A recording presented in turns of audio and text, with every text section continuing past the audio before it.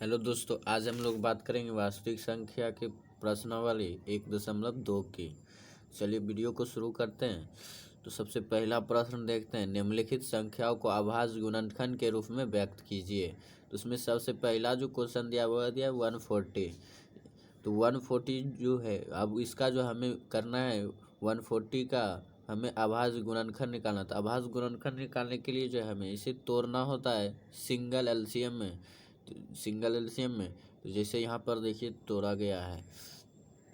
तो अभाज्य गुणनखंड निकालने के लिए जो है सबसे पहले जो हम इसका एलसीएम निकालते हैं। एलसीएम निकालने का जो भी अंक आता है यदि वो स्क्वायर के जिस भी रूप में है उसको एक सिंगल रूप में लाते हैं स्क्वायर करके, या जो स्क्वायर जो डबल है उसको स्क्वायर करके, और जो ट्रिपल है उसको क्यूब करके, जो जो 4 में है तो उसके पावर 4 करके। तो इसी तरह से जो है हम जो है उसको जो है अभाज्य गुणनखंड विधि में तोड़ते हैं और फिर उसे लिखते हैं। जैसे देखिए यहाँ पर जो है F140 का जो अभाज्य गुणनखंड जो क्या गया 2 × 2 × 5 × 7।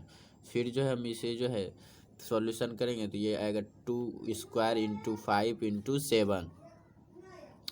उसके बाद जो सेकंड नंबर क्वेश्चन है वह है 156। फिर इसका एलसीएम लेंगे तो ये आएगा 2 × 2 × 3 × 13। फिर इसका जो 2 × 2 हो जाएगा 2² और फिर 3 × 13। तो ये जो 156 का जो अभाज्य गुणनखंड है वो है 2² × 3 × 13।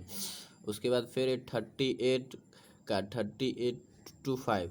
तो इसका जो अभाज्य गुणनखंड निकालेंगे, फिर जो है इसका एलसीएम लेंगे। एलसीएम निकालने के बाद जो भी आएगा उसको स्क्वायर, जैसे 3 × 3 है तो ये हो जाएगा 3²। फिर 5 × 5 हो जाएगा 5²। 17 फिर हो जाएगा 17 अकेला है तो 17 का 17 ही रह जाएगा, तो हो जाएगा 3² × 5² × 17। उसके बाद दिया हुआ है 4 नंबर क्वेश्चन कह रहा है 5005। तो अब जो इसका एलसीएम लेंगे तो इसका एलसीएम लेने के बाद हमारा जो आंसर आता है वो आता है 5 × 7 × 11 × 13। चूँकि ये टू सिंगल है तो इसीलिए जो इसी तरह रह जाएगा और यही हो जाएगा इसका अभाज्य गुणनखंड। उसके बाद फिर हम अगला क्वेश्चन देखेंगे 7429। तो इसका भी जो है फिर एलसीएम लेंगे।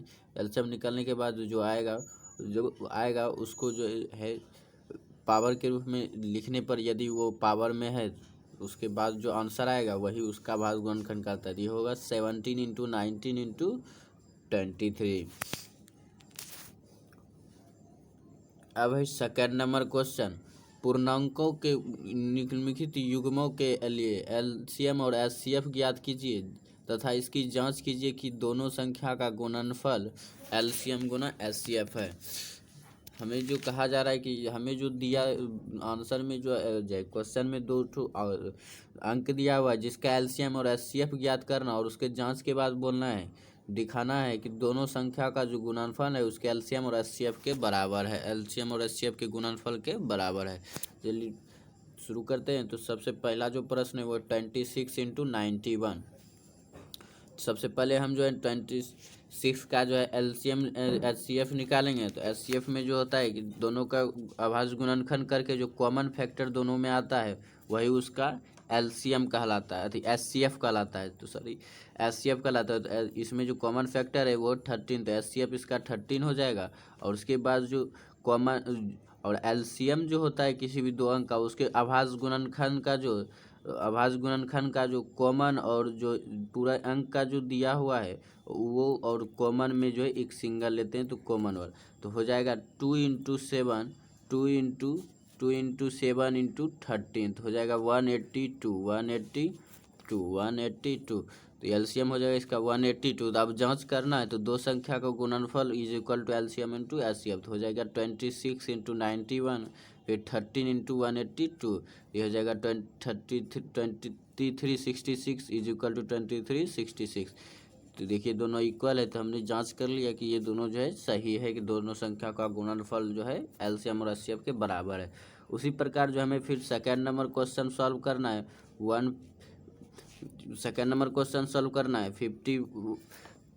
510 and 92।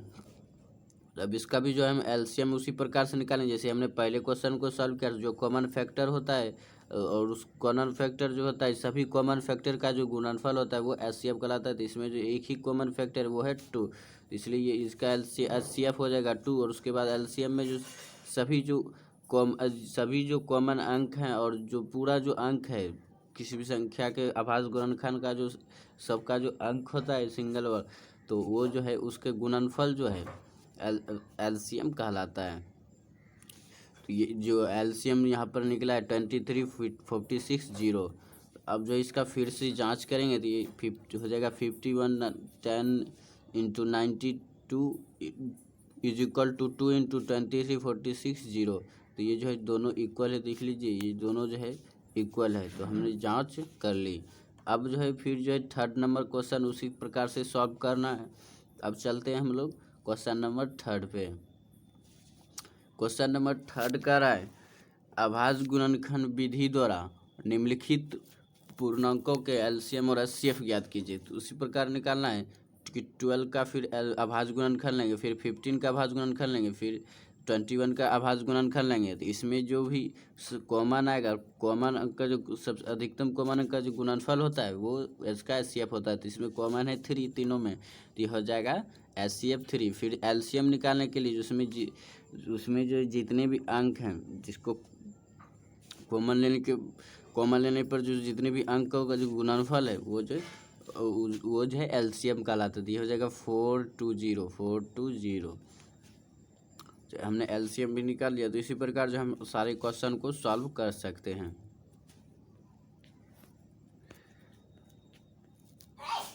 अब चलते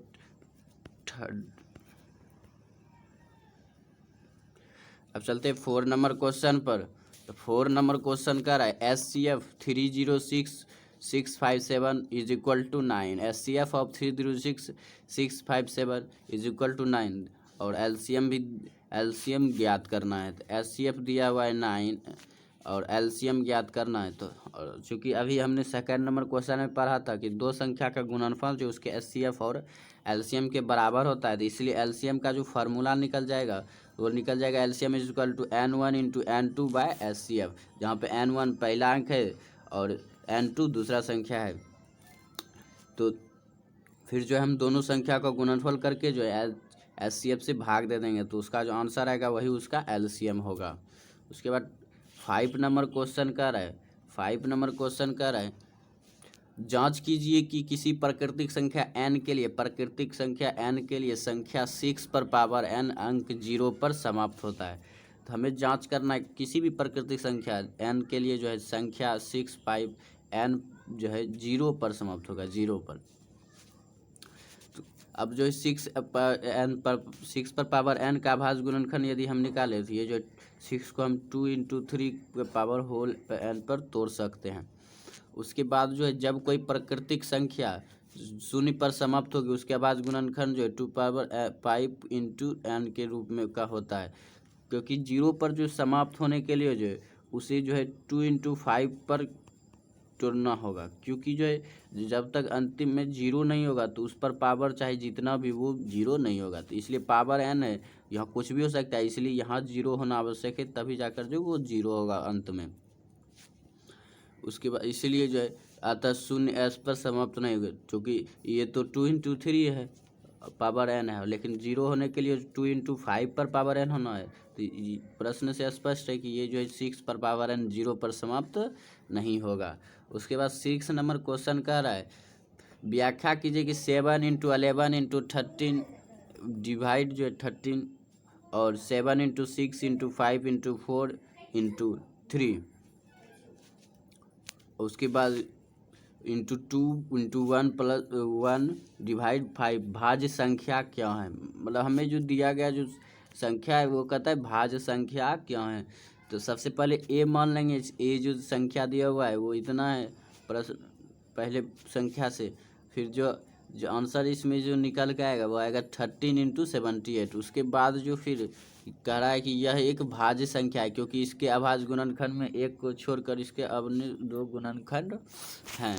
ये कहता है यह एक भाज्य संख्या है क्योंकि जो इसमें जो एक अभाज्य संख्या को छोड़कर बाकी जो संख्या जैसे 13 का तो एक अभाज्य संख्या है, लेकिन 78 जो ये एक भाज्य संख्या है, इसलिए ये जो पूरा इसका जो आंसर आएगा वो भी एक भाज्य संख्या ही आएगा, इसलिए जो ये जो है भाज्य संख्या है।